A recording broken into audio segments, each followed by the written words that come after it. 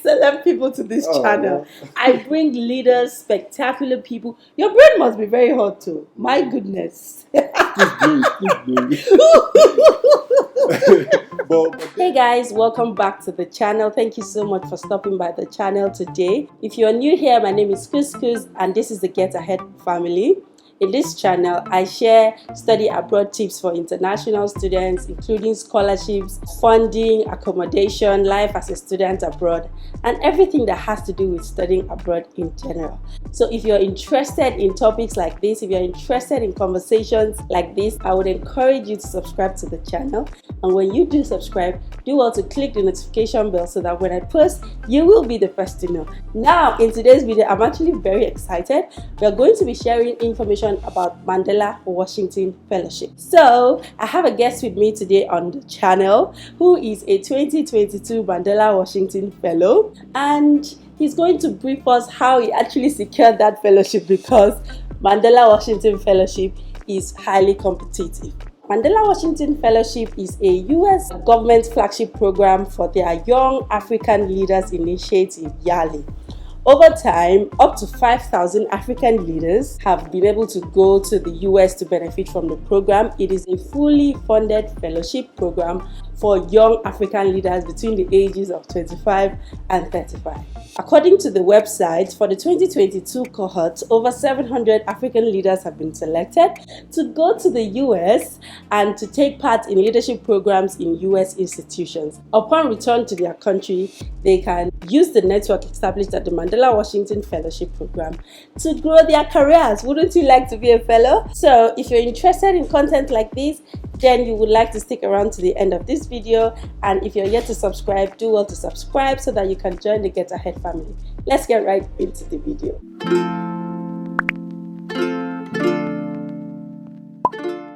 So Tosin is here. Tosin is actually very tall and makes me look very short. No. I look very short.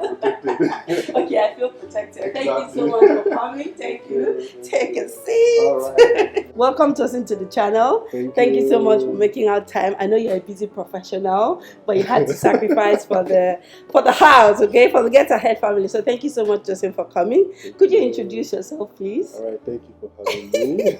Tosin wears different caps, but for today, I think I'll just wear a Mandela Washington Fellow cap. Exactly. So I'll start by saying Tosin is a Mandela Washington Fellow.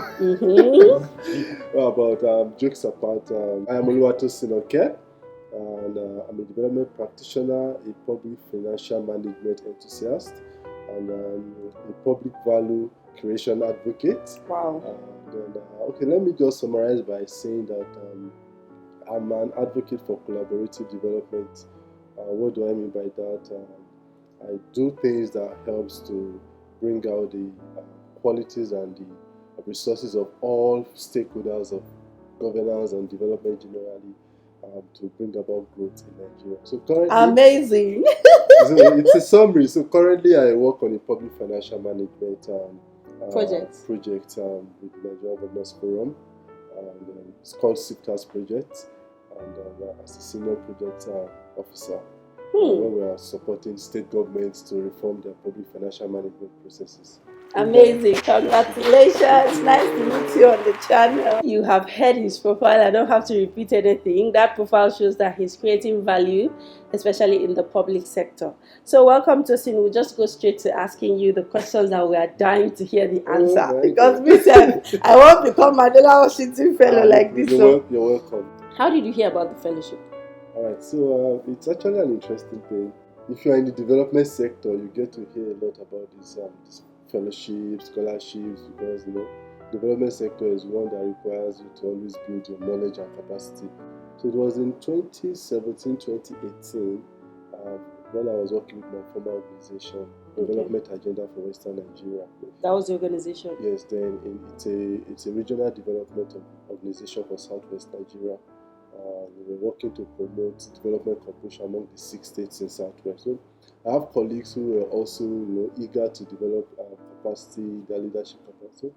I was just saying that, have you applied for Mandela? Washington What is Fellow. Mandela? What is that? So a colleague had decided to share the link with me, and I went through. Okay, this is interesting. At least, if not for anything, I get to go to the US. All right. That was the. To be honest, that was some of the motivations motivation. there, of course, because we could always do some of these things locally. Yeah. But the opportunity to travel go out abroad, there. to go out there, to learn, so it's Expand always your exciting. network. Yeah. Exactly. So I decided to give it a try in 2018. Well, unfortunately, I couldn't get in. Oh. Yes, I couldn't get in. So you're a second-time applicant, I'm a which second makes time. it more interesting. You get though. Yes, amazing. Well, basically, that was when and how I got to know about the fellowship. Okay, that means your colleagues shared opportunities with you. Ladies and gentlemen, viewers, as you're watching me, do well to share opportunity with people. That is why I do what I do, bringing people to share opportunities. It doesn't have to be the opportunities I have benefited from, but as long as there's something that is going to help you, I bring them here. So please do well to share opportunities wherever you are. That is number one. Okay, Very valuable lesson. Yeah, valuable lesson. So could you tell us the eligibility requirements for the fellowship? Okay, all right. There's so much, but I think I'll try my best to just summarize. One of it, there's an age bracket for you to be eligible for this fellowship, and it must be between your 25th and 35th. That's 25 to 35 years old. Although there are some special consideration given to people 22, 23, 24. Oh, okay. But not people above 35. No, not people above 35. So if you're 22 to 24, you must be doing great. You must have visible results to show that yes, you award the fellowship. Okay. But basically, the age bracket is 25 to 35 years old. As at the time of your application. Oh, okay. Yes. Not at the time of selection. Exactly. So as at the time you apply, you have to be either 25 or you're not older than 35 years old. So that's just the age. That's eligibility one, age. Yes. So then the other thing is there is you must be someone with proven record of leadership. You have leadership competencies that you can prove that you're doing something in your own space, either in business or in civic engagement or in public, within the public sector. Also, it's limited. The scope is limited.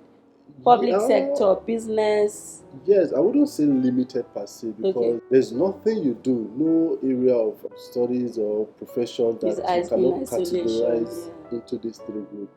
So business management, irrespective of what kind of business you're doing, either private, either you're working with a private organization, you have your own business. Yeah, that's business. So civic engagement could be your work around NGO, civil society organization, social work, and the like. Development works. And then development works also goes into public management. Yeah. Like where I work, we support government agencies to actually do their work and do it well, or probably build their capacity to do it well, give advocacy advice. So it's also part of public management. Did I mention that Tosin is my work colleague? I work here too. Come on.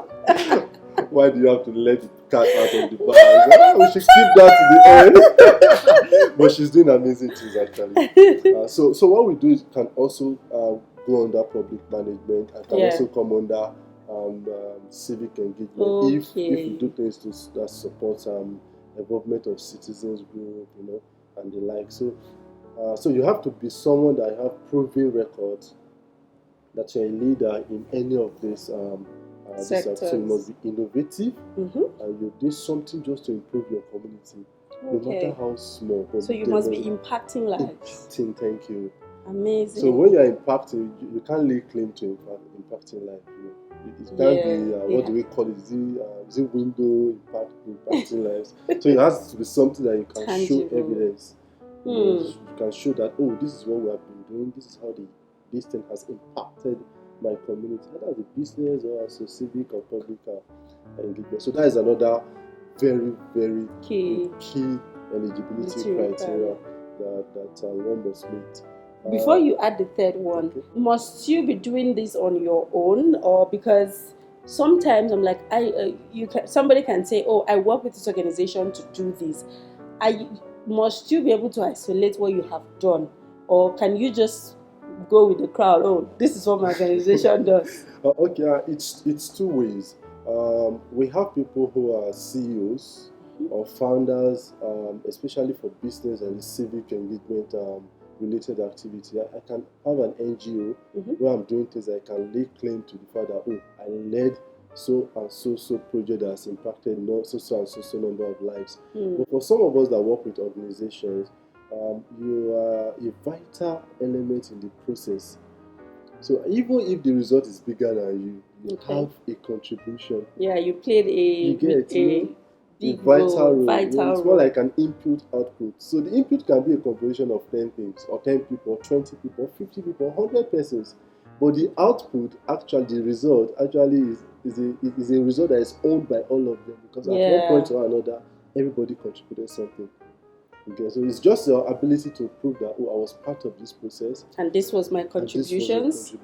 And largely that shows in your ability to explain or to communicate what you're doing in a way that a layman will understand it. If you're not part of the result production, you won't be able to. Exactly, that's very correct. Okay, so that's eligibility number two. So the eligibility criteria, I think they're about close to 7. Wow. So I would just recommend, for more detailed understanding of this, I recommend any interested person to go to the Mandela Washington website. To the Mandela Washington website, and you'll see all the information you want you need to know. But what I can pick out of here is that you have to create impact, and you have to be able to identify your contributions. Even if you're working in a group or a pool of people, you have to be able to identify your own contributions and how your contributions was able to make impact. Amazing. I think I assimilate very fast. You're a very good student. Before you tell us how you clinched this fellowship, because I know you applied the first time, you didn't get it, and then you applied the second time. So tell us, what does the fellowship really entail? Okay, so the fellowship is a leadership development encounter, so to say. There are 2 things involved, broadly into leadership development and a cultural exchange. So as a young African, you must have been someone that is contributing to your local development as an African. You know, there's this popular saying that Africa is this, Africa is that. You know, we can judge from the body language of Nigerians, actually. You know, that we always believe that things are not doing so well, but we're not taking initiative to do stuff. We are laid back. We expect other people to do stuff. Okay, your community is not doing well. And what is the issue? What can you do to make it better? Exactly. So you must be someone that's committed to this in your own little space. Yep. Right. So what does it entail? So like I said, there's a leadership development component where you're attached to an institute in the US. Institute either a university or a college in the US. So you have some academic sessions where they teach you build on your leadership competencies, your leadership skills. You know, helps you to expand on your leadership ability so that you can also lead others to achieve. Because, like I said earlier, you must have been doing something locally, and you know, like you also contributed to that. You must be someone that you have contributed to local development. So you must be able to lead others. So that's why the focus is on leadership development. And beyond that, we would also have some cultural exchanges. You know, you get to go over there to show your culture. You know, that very beautiful culture. What culture are you going to show? I will show all. Like I will show Yoruba, I will show Al Hausa. How does that work? On your outfit? Your outfit, stories, you know, there will be some community voluntary work where you get the opportunity to tell children stories about your heritage, you know, your culture generally. It could be about music, dressing, you know, there's so much to tell. So you already have a story in your head that you're going to share? A lot? I already have some specially designed African friends. Jocelyn, should I give me a link so that when you're sharing this story, I can be listening to you now? Let it be like I'm there too. Well, no problem. But you can also fit in my hand luggage. We need a satellite. I told you, let me enter your luggage. But I think that's also a very, very important thing for us in Africa, because to a large extent, the brand of Africa, let me use Nigeria as an example. When you go out there, the viewers will also agree that most times they see us as fraudulent. Because of the image out there. So when you have opportunity to tell your story, Your the way story. it actually is back home. Amazing. It helps to build your brand out there. Africans are good people, are beautiful, interesting people, interesting culture. And you know, our values, norms and values, are actually those that promote hard work, you know, promotes unity, integrity, watching out for your neighbors and everything. Live a disciplined life, live a life that obeys rules and regulations. You know, but over time, people obviously, you know, we bypass the queue and all. So when we go out there, we have the opportunity to also reshape, to shape the narrative. We're ambassadors, you know. So we have to. And then another thing that we'll do majorly is networking. Part of the deliverables of the fellowship is that you must have some things you're working on locally that you want to expand on when you come back. So all fellows will be attached to coaches that will help them to expand, you know, strategic thinking, that things we might not be thinking of right now as we're doing our things locally. Whether you work with an organization or your own organization. So there will be coaches to help expand on these things, you know, to make sure that they are robust, and then there's an end-to-end focus on value in those projects. So those are some of the things that so many other things. You know. It's a very robust program, so they'll expand your leadership capacity, cultural exchange, where you have the opportunity to reshape the narrative about yourself or your country, depending on which country you're coming from, but has to be sub-Saharan Africa. And then you have opportunity to get coached in whatever you're doing, exchange ideas, and expand your network. And also understand the culture of the Americans. It's like peer learning. Exactly. They learn from you, That's you learn from exchange. them. And I understand this is a six weeks. It's a 6 weeks program. So you're going to be going to a university in the US. I'm going to Texas State University. Texas State University. So, and then you will come out with a certificate? Of course, yeah. So there will be 2 certificates that will be issued. One by the US government and the other by the institute. Nice. Amazing. So I'm actually thinking of probably doing a billboard. My neighborhood with my certificate. So whenever you're coming, you can see. Mandela Washington Fellow 2022. Welcome to the residence of. But that's very new. It's not easy. When we want chevening, do you know that some people framed their chevening certificates? In fact, some people framed their I can't keep calm and I'm a chevening scholar in their houses. Somebody like me, I pasted it on my study wall, like the table, my study table, the wall. I pasted it there to remind myself that I did it. I can do it again. Of course. Because it's not easy. I read that 700 applicants were selected this year. Do you have an idea what was the pool of applicants? All right, so in the entire sub-Saharan Africa, we have about 35,000 applicants. And out of which the 700 was selected. And then in Nigeria, we had about finalists and people that actually their applications were valid, over 8,300. No way! Out of which about 57. But actually, people that started the application in Nigeria were about 19,000. Wow. So it's really highly competitive. It's really highly competitive. And for you to be selected, you must be very exceptional. Congratulations once again. Guys, let me see your congratulations in the comment section. I bring excellent people to this channel. I bring leaders, spectacular people. Your brain must be very hot too. My goodness. But then I must also add that those who are not selected, that doesn't mean that you're not a leader. Doing something great. To a large extent, I think it's on our ability to communicate the values of what we're doing. And probably honest, how it aligns with their own interests. Africans are doing amazing. Okay, let me not just African. Young African, youth. Oh my goodness! Please appreciate yourself in the comment section. You are doing something. Amazing thing. Before my selection in this cohort in 2018, I was already supporting activity in 6 states. Wow! So it could be a couple of reasons why I wasn't selected, which it's better known to the Which brings us to the next question. Tell us why you think you were selected, with specific reference to your former application. Okay. Now, all right. Like I said earlier on, your ability to communicate the value or the results of those mix are like. In fact, let me say that should take about 50% of your application. I've met fellows who actually didn't have to write much. Many of us are baboons. Yeah. Application, you write and you're trying to dribble. You're trying to say too much. Result speaks for itself.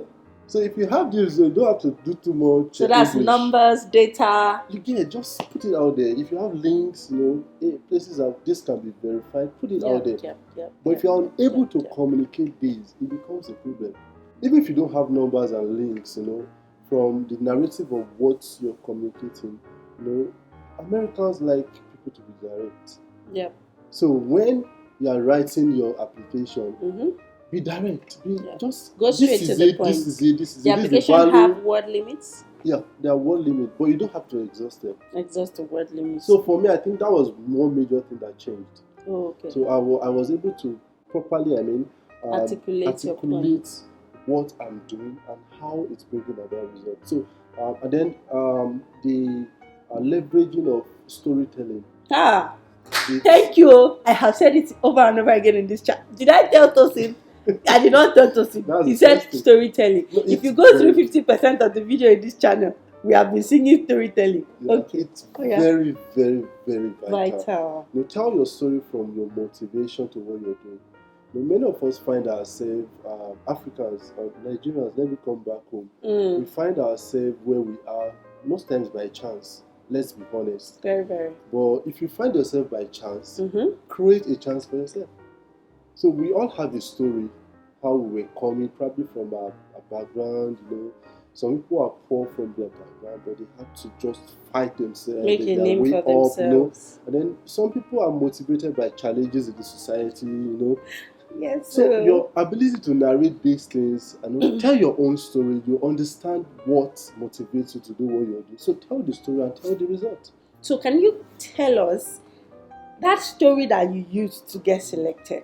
Okay. Can you give us in brief, like in a few sentences, what was it like? What was that story? So you're trying to make me wear my caps. No, I said earlier I wear many caps. Okay, so I think what I submitted is a combination of three things. Number one, my work so far on the SIFTAS project, which is very significant. For example, over time to assess information about government and fiscal operations is very difficult. I've been in a situation where I required state government budget document and audited financial statement to do an analysis. But by the time I got to the office of the Auditor General, I was made to sign an undertaking. But when I finished my analysis, I returned these documents. Yeah. Documents are urged to be a public document by law. And I have to sign. I've been to offices that I have to give them my ID card, notes, interview before they even get to know what I want to use this thing for. Where are you coming from? So your work now is trying to change that narrative. It has already changed the narrative. Amazing. So I could tell you by facts now that you can access the state government budget document, the 36 state governments of Nigeria, on their website. All you need to just do is subscribe to your data and download. Yeah. So your work in the public sector is trying to promote transparency and accountability in the public sector. Yeah. Amazing. That's huge. It's a lot. So the project covers end to end of the PFM cycle. From your budgeting to your budget execution.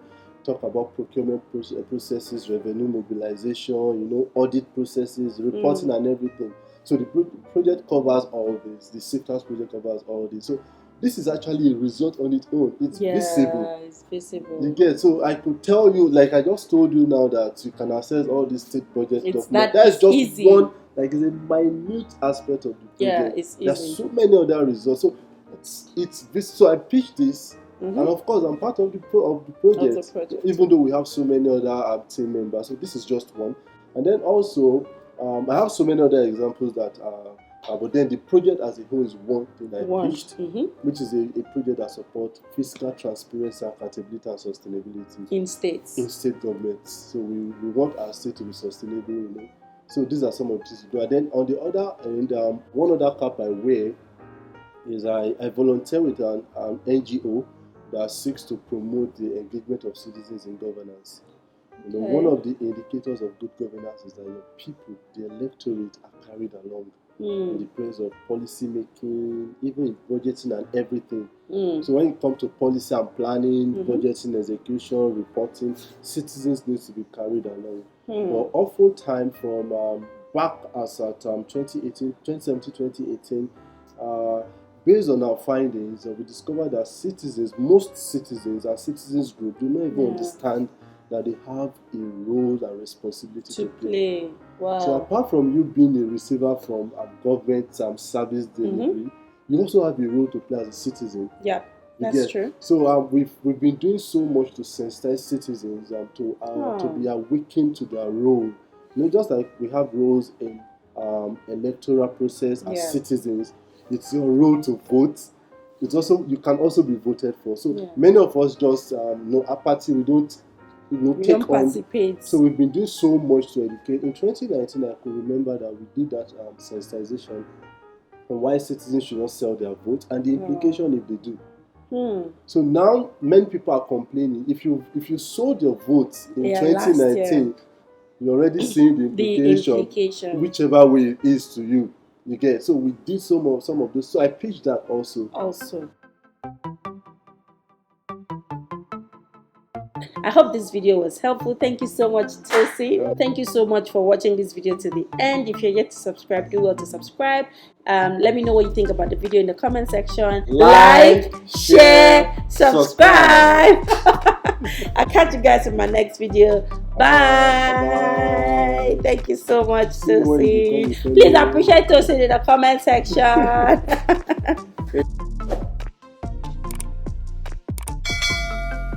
Mandela Washington Fellowship is a fellowship, that is a fellowship for young leaders. Is a fully funded fellowship for young leaders. I usually don't want to be bigger than my guest. Although you're already big and you are taking you can be bigger than me, taller than you. So you take the height. Intimidation. Okay. No, you're not bigger than me. I'm not bigger than you. I am taller than you. I can give you some books and you can sit. Tosi wants to give me books to sit on so we can be the same height. It's okay. I admit I'm not that tall, but it's fine. I'm the guest. You're the guest, so please take the floor.